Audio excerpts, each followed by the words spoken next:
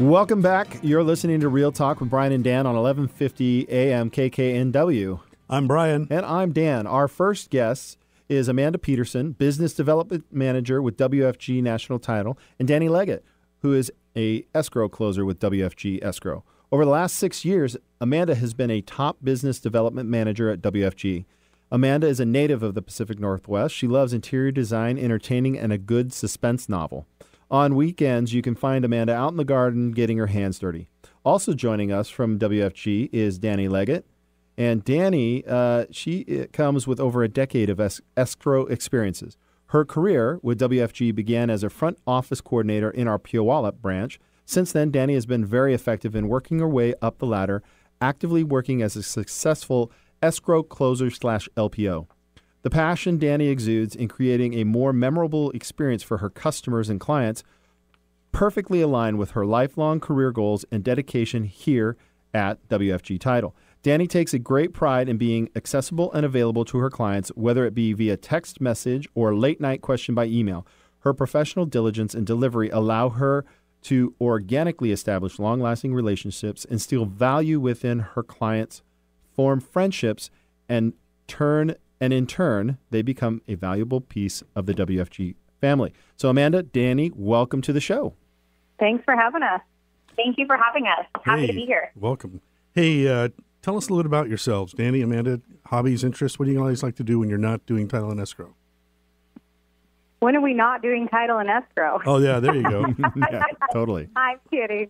I like to spend time with my family. I've got a little boy that's 4.5 years old, so he definitely keeps me busy and on my toes. We actually just got back from a camping trip over to Chelan. Nice. So being outdoors is, something we like to do with him.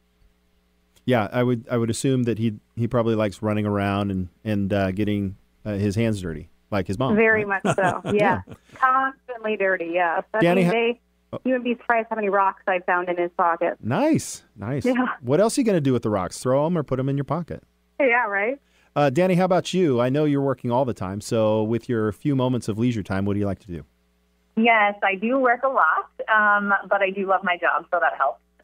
But I really enjoy the outdoors, and I have a little bit of an obsession with plants, indoor and outdoors. So I have about 50 house plants that I take care of, and they're my babies. Nice. And I also have a new kitten named Jacques, who I like to spend time with on the couch when I'm home from work and drinking a glass of wine. Where did you get the name Jacques? My sister actually fosters cats.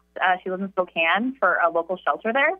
And they named there was a litter of about 5 kittens a few months back, and they named them all from Lady and the Tramp characters. Oh, right. So, and she talked me into adopting him, and now he's my baby. Nice. That's nice, great. nice. Yeah.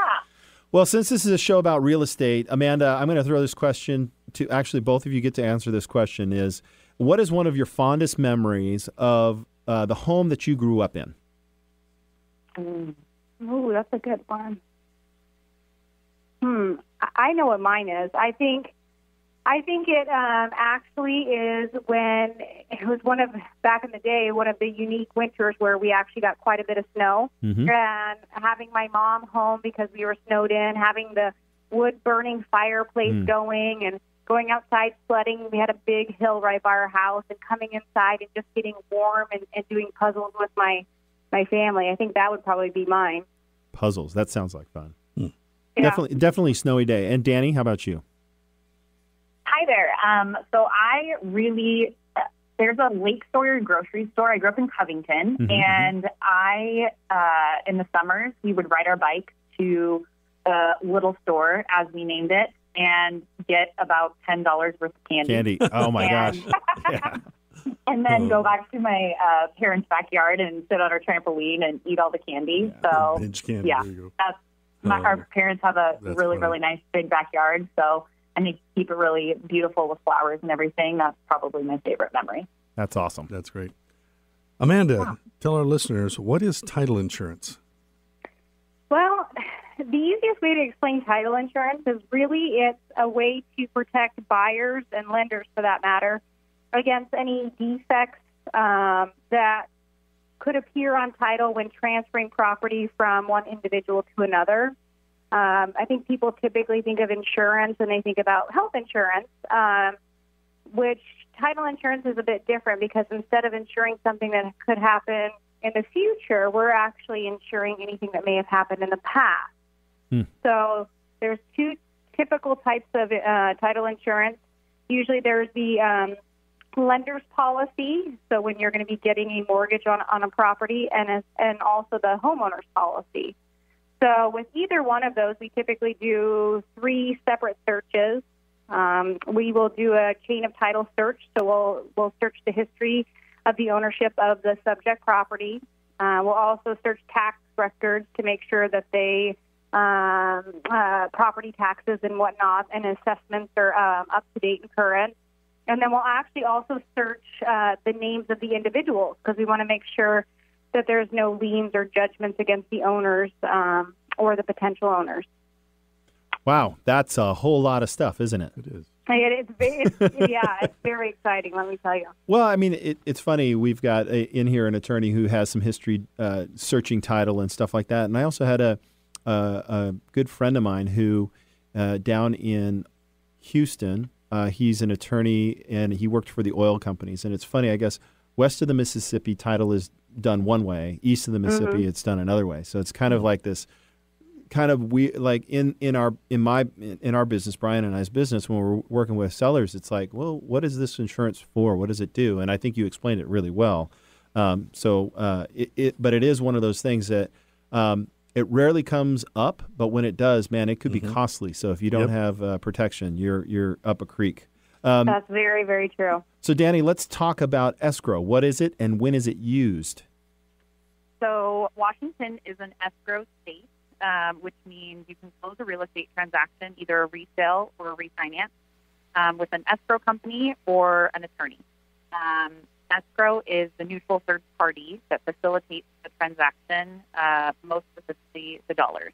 So we handle all of the money from buyer and or lender and then disperse funds on the seller side for payoffs, proceeds, etc. And we work together with title to clear any possible title issues or liens, judgments, etc.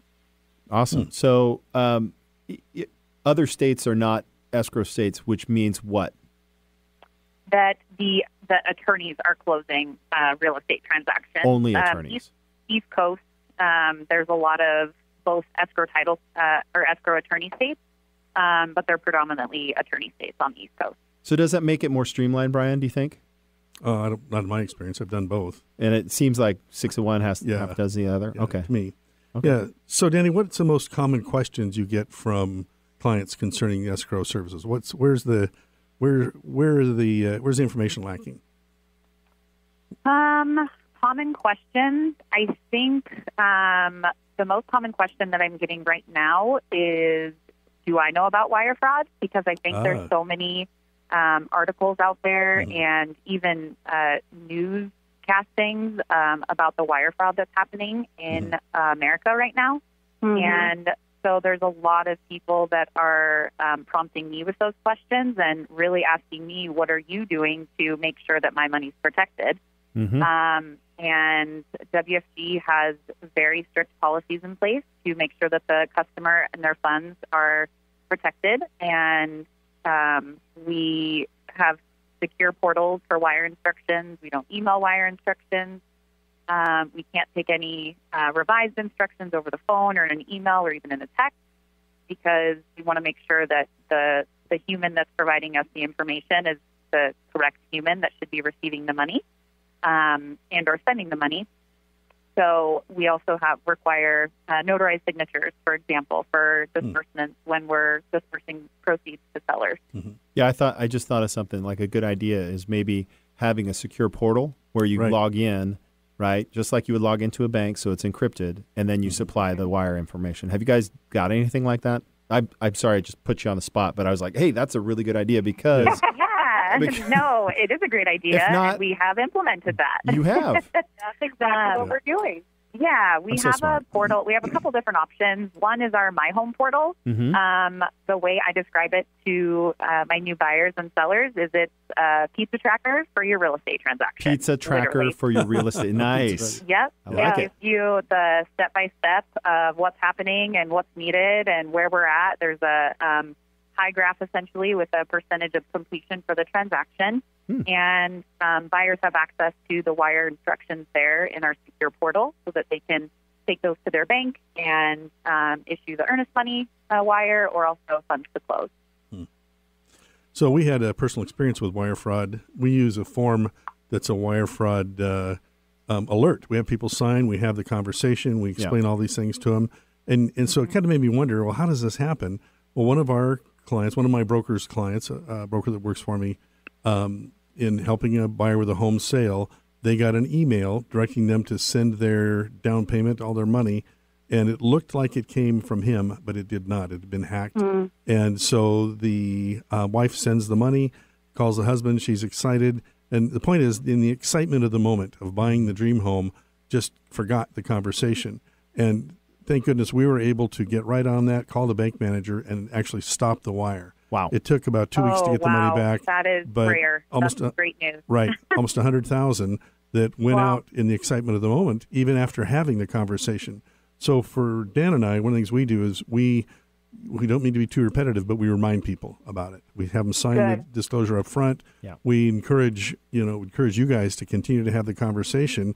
People sometimes get a little lost in the process, and we view it as our job to guide them through. Yeah, I think the safest way is just take a suitcase full of $100,000 bills and just walk them over. No, I'm just joking.